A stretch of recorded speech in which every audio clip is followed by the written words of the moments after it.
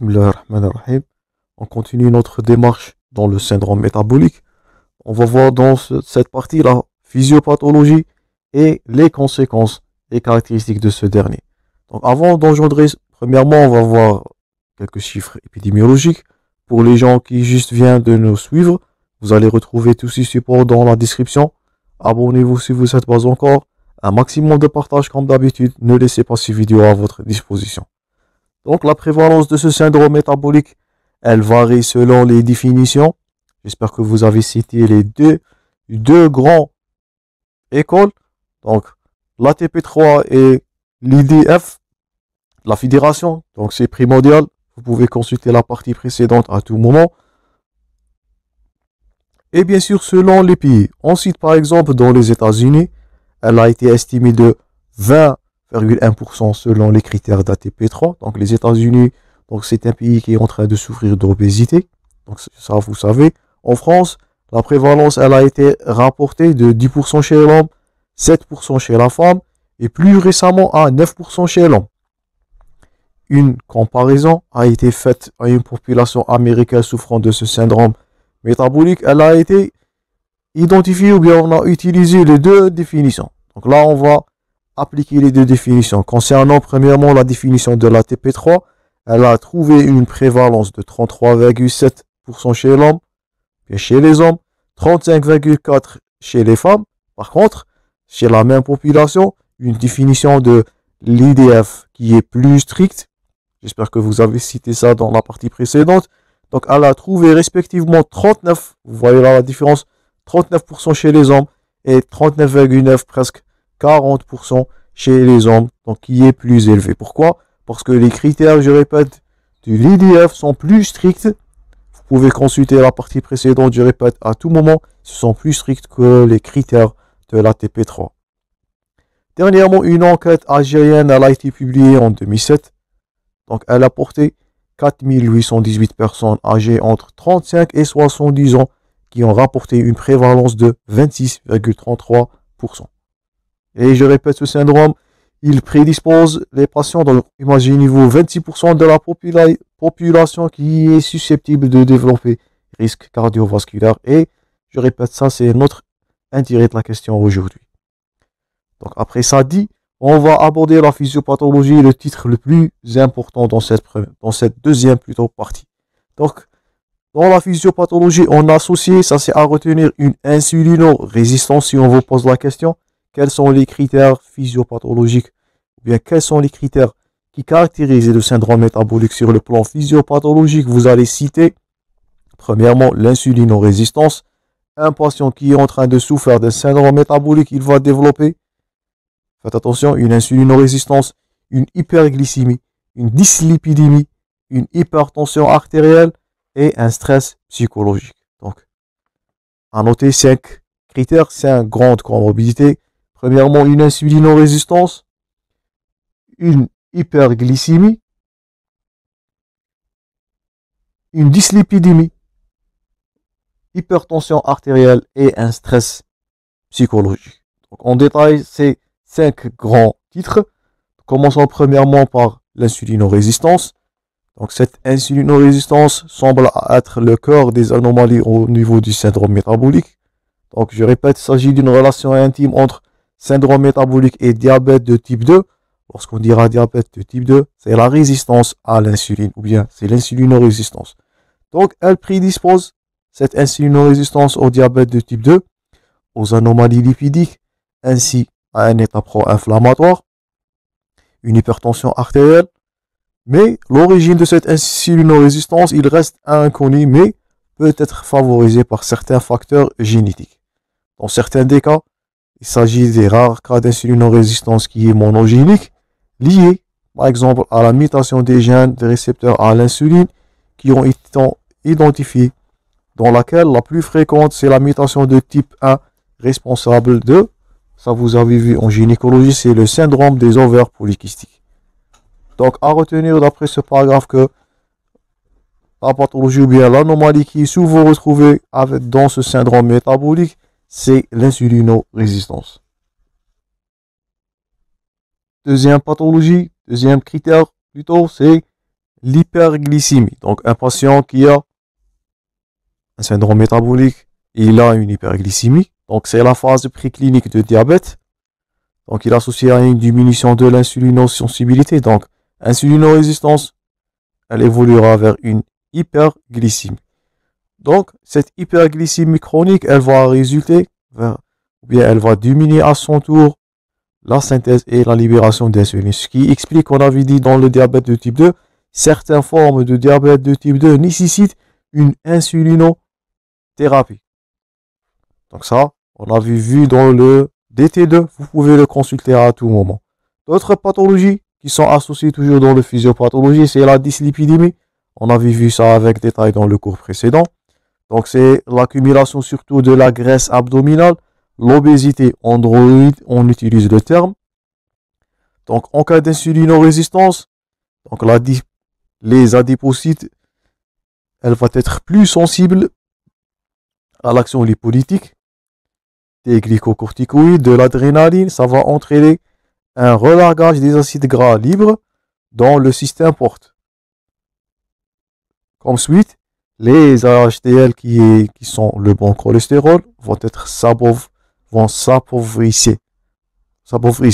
en cholestérol et on s'enrichir en triglycérides. Alors que le LDL, il va être très enrichi en cholestérol. Donc, concernant le plan de la dyslipidémie, ce syndrome métabolique va l'aggraver. Donc, le HDL, il va être appauvri en cholestérol et enrichi en triglycérides, ce qui est mauvais. Et les LDL vont être de plus en plus, LDL qui est le mauvais cholestérol, va être enrichi de plus en plus de cholestérol. Et vous allez voir ça dans les conséquences et les complications. Donc, troisièmement, notez-vous bien dans la physiopathologie une dyslipidémie. Et cette dyslipidémie, notez-vous bien que c'est pas le taux d'LDL et de cholestérol qui va augmenter. Donc, il est souvent normal au cours de syndrome métabolique, mais c'est ces particules, je répète, l'HDL il va être appauvri en cholestérol et enrichi en triglycérides. L'LDL il va être enrichi encore et encore de cholestérol. Et là, ces particules vont devenir plus petites, plus denses. Notez-vous bien ces trois termes-là. Ils vont avoir un apport ou bien un pouvoir très fort qui est athérogène. Donc ça, on avait vu, le bon cholestérol, il a un pouvoir anti-athérogène. C'est l'ApoA. Et l'ApoB, c'est du mauvais cholestérol. Et il a un pouvoir qui est athérogène. Vous pouvez associer encore à ce syndrome métabolique une hypertension artérielle, donc due à l'hyperinsulinémie secondaire à l'insulinorésistance. Qu'est-ce qu'elle va faire cette dernière? Elle va stimuler le système nerveux sympathique. Donc c'est l'artériopathie au cours de l'insuline, bien de diabète en cas d'insulinorésistance. C'est l'angiopathie diabétique, une vasoconstriction, une augmentation du volume d'éjection systolique, une augmentation aussi de la réabsorption du sodium et elle résulte d'une toxicité endothéliale. Donc c'est la angiopathie au cours de diabète et aussi ça va donner un état d'hypercoagulabilité et un état pro-inflammatoire. Donc on résume ça par l'artériopathie diabétique, donc une HTA, une hypertension artérielle. Dernièrement, ce syndrome métabolique peut avoir sur le plan physiologique un stress psychologique. Donc le stress professionnel, il est facteur indépendant du risque de syndrome métabolique. Donc le stress, qu'est-ce qu'il va faire? Il va activer l'axe hypothalamo-hypophyso-surrénalien et le système sympathique. Le cortisol, qu'est-ce qu'il va faire? En excès, il va favoriser la différenciation des adipocytes. Pensez-vous bien que ces derniers sont très sensibles en cas de syndrome métabolique. Faites attention au cortisol. Ce qui accroît la masse adipeuse encore et encore. Il stimule la néoglycogénèse et induit quoi? Une insulinorésistance d'origine hépatique. Donc c'est un peu compliqué, mais notez-vous bien, si on vous pose la question, 5 critères sont retrouvés sur le plan physiopathologique dans le syndrome métabolique.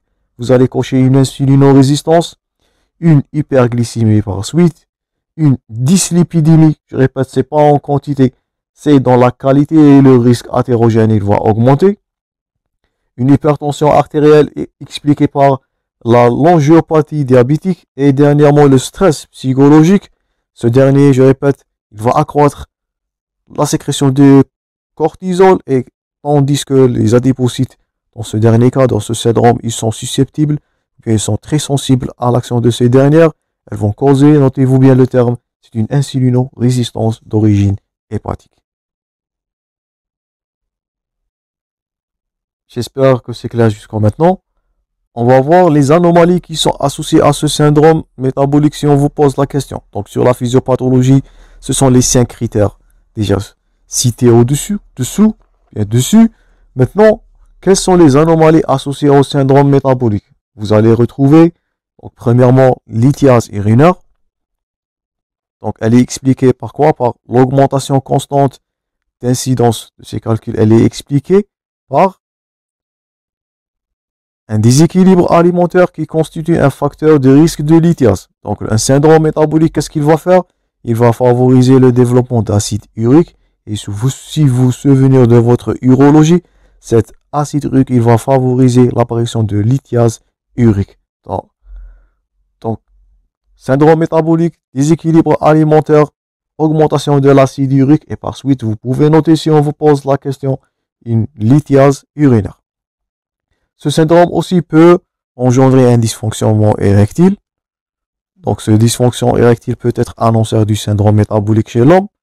Donc, il associe quoi? Un déficit en androgène, un dysfonctionnement sexuel par suite. Et chez la femme, cette dernière peut développer le risque d'hypogonadisme. Il est multiplié par 4 en cas de syndrome métabolique. Et aussi en cas d'obésité et d'hyperglycémie. De plus, 2 tiers des sujets ayant un syndrome métabolique associé à un hypogonadisme avaient une altération de leur désir. Donc, parmi les complications associées sur le plan, je répète, anomalies associées, c'est premièrement lithiase urinaire, dysfonctionnement sexuel, hypogonadisme chez la femme et dernièrement, vous pouvez être devant un syndrome des ovaires polykystiques. Donc, syndrome des ovaires polykystiques ou bien le SOPK, c'est une pathologie plurifactorielle. Elle implique des facteurs génétiques, environnementaux et une aussi résistance à l'insuline. Ceci, il va prédisposer la femme à des complications métaboliques et systémiques.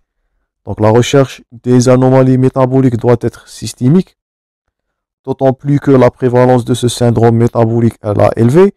Chez les femmes qui souffrent de syndrome des ovaires polykystiques, c'était 46%. Par contre, les femmes en bonne santé, ils ont ce syndrome juste de 23%. Donc, parmi les anomalies associées, si on résume ce deuxième paragraphe, c'est les lithiases urinaires par trouble métabolique, c'est la dysfonction sexuelle par dysfonctionnement androgénique et hypogonadisme. Et chez la femme, c'est le syndrome des ovaires polykystiques. Ce dernier, il s'agit d'une association de SM, syndrome métabolique, SOPK de 46% chez les femmes atteintes. Et par contre, ou bien versus à 23% de pourcentage chez les femmes qui sont en bonne santé. Quatrième et cinquième anomalie que vous pouvez retrouver, c'est la microalbuminurie, le syndrome d'apnée de sommeil, une stéatose hépatique et une altération de l'endothélium. Donc je répète, une autre complication sont la microalbuminurie. Donc, ou bien microalbuminurie, c'est une excrétion urinaire d'albumine de 30 à 300 mg par 24 heures. Elle est associée à un risque accru d'accident cardiovasculaire. On va voir ça dans les conséquences. Donc, chez les patients surtout diabétiques, hypertendus et la population non diabétique aussi, on note une association entre microalbuminurie et le syndrome métabolique dans nombreuses populations. Donc, quatrième complication, ou bien quatrième anomalie que vous pouvez noter, c'est la microalbuminurie si on vous pose la question. D'autres anomalies, donc, liées à l'obésité, donc vous pouvez avoir l'association de syndrome d'apnée de sommeil, une stéatopathie hépatique, toujours due à l'obésité et à la dyslipidémie, et l'altération de l'endothélium. Donc, si on vous pose la question, vous allez citer lithiase urinaire comme anomalie associée, dysfonction sexuelle, ça c'est à retenir, syndrome des ovaires polykystiques, souvent posé comme question, microalbuminurie, et vous pouvez ajouter les facteurs liés, je répète, à obésité et hyperglycémie, qui sont donc syndrome d'apnée de sommeil, stéatose métabolique et l'altération de l'endothélium vasculaire. Dernièrement, avant de conclure cette partie, on va voir un titre aussi qui est très important, c'est les conséquences. Donc ça, c'est souvent posé comme question. Quelles sont les conséquences de ce syndrome métabolique? Et c'est notre intérêt de la question aujourd'hui. Donc on a trois grandes conséquences. On a premièrement un risque, le risque cardiovasculaire. On a le risque de développer un diabète de type 2. Et n'oublie pas, troisièmement, le risque de cancer, surtout le cancer du foie. Commençons premièrement par le risque cardiovasculaire. Donc, syndrome métabolique, il va augmenter le risque des maladies cardiovasculaires. Notamment les cardiopathies ischémiques, ils sont augmentés de 2,9, presque 3 fois chez un patient sain, puis chez un sujet sain. Ce risque relatif est présenté les atteintes des artères coronaires chez les patients qui ont plus de 50 ans et chez les sujets ayant un syndrome métabolique. Donc, c'est le double. Donc, les patients qui ont un syndrome métabolique, ils ont le risque cardiovasculaire de coronaropathie de 2,7, donc presque 2 fois un patient sain ou bien chez le sujet sain. Aussi, donc, le risque d'accident vasculaire cérébral ischémique qui est dû, je répète, à l'hypertension artérielle, l'hypo-HDL, donc ça nous fait rappel au cours de la dyslipidémie, le taux de cholestérolémie élevé et bien sûr le taux d'LDL élevé, ça va favoriser les accidents vasculaires. Donc, premièrement, vous savez, si on vous pose la question comme les conséquences, donc les cardiopathies sont augmentées, cardiopathie ischémique presque 3 fois, les atteintes des artères coronaires 2 fois plus qu'un sujet sain, et les accidents vasculaires cérébrales qui sont dus à la dyslipidémie. Ça, c'est premièrement les complications cardiovasculaires. Les autres risques, donc c'est, risque majeur, c'est de développer un diabète de type 2. Donc, le syndrome métabolique, c'est un facteur qui va prédisposer à diabète de type 2. Donc, le lien entre syndrome métabolique et diabète type 2, ça, on avait dit au début ce cours, il est plus fort que les troubles cardiovasculaires. Donc, si on repose la question, c'est le risque de diabète, je répète, qui est le risque majeur. Il s'agit d'une relation intime entre syndrome métabolique, ça c'est à retenir pour vous, et de diabète de type 2. Donc, plusieurs personnes qui ont été atteints de syndrome métabolique ont déjà développé un diabète de type 2. Pour les personnes atteintes de syndrome métabolique, le risque de développer diabète de type 2, particulièrement, il est élevé. Donc, il est augmenté par 3 par rapport à un sujet sain. Surtout les patients qui ont une obésité abdominale ou une obésité androïde. Donc ça, on a déjà dit au cours de diabète. On va le revoir dans le cours de l'obésité. Donc, deuxième risque, c'est le risque de diabète. C'est plus valable, plus qu'un risque cardiovasculaire. Donc, multiplié par 3 chez les patients qui ont syndrome métabolique.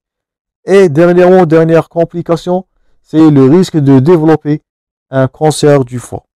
Donc, risque de cancer aussi, développer un cancer du foie, un cancer de la vessie, un cancer colorectal. Chez les hommes, il est plus important chez les sujets qui ont un syndrome métabolique. Donc, ce syndrome métabolique, il favorise les risques cardiovasculaires, le diabète de type 2 et le cancer du foie, de la vessie, le cancer colorectal. Chez les femmes aussi, il est favorisé le cancer de l'endomètre, le cancer du pancréas et même le cancer du sein. Donc, vous voyez, on peut incriminer le syndrome métabolique dans plusieurs pathologies. Et n'oublie pas aussi le cancer colorectal chez la femme. Donc, si on résume les complications, donc ce que vous êtes censé de garder dans cette partie, c'est les grands titres. Donc, on insiste sur les complications ou bien on insiste sur la physiopathologie. Je répète, l'association d'insulinorésistance, hyperglycémie, dyslipidémie, HTA et stress psychologique. Les anomalies qui sont en association, c'est lithiase urinaire, dysfonction sexuelle, syndrome des ovaires polykystiques si on vous pose la question, la microalbuminurie, syndrome d'apnée de sommeil et la stéatose métabolique. Et dernièrement, comme conséquence, donc vous avez le risque cardiovasculaire, c'est les cardiopathies ischémiques, c'est l'atteinte des artères coronaires, risque d'avoir un AVC. Autre conséquence qui est la plus fréquente, c'est le risque de développer un diabète de type 2 qui est élevé de 3 fois ou bien multiplié fois 3 chez les patients qui ont ce syndrome métabolique. Et dernièrement, le risque de cancer, bien sûr, devant ce syndrome, c'est le foie, la vessie et le cancer colorectal chez l'homme. Et dernièrement, cancer de l'endomètre, du pancréas, du sein et le cancer colorectal chez la femme. Donc, ce sont les points forts qui sont à retenir de ce cours. J'espère que vous allez les noter. J'espère que la vidéo a été utile. On conclura ce cours prochainement et on va voir le traitement ou bien la prise en charge du syndrome métabolique. Je vous remercie pour votre attention. Toujours du bon courage dans vos préparations et à la prochaine.